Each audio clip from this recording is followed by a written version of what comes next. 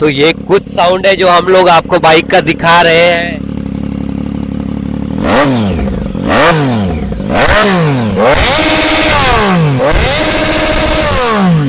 तो आज हम लोग बात करने वाले हैं इस ब्यूटी के बारे में जो है ट्रायम की तरफ से।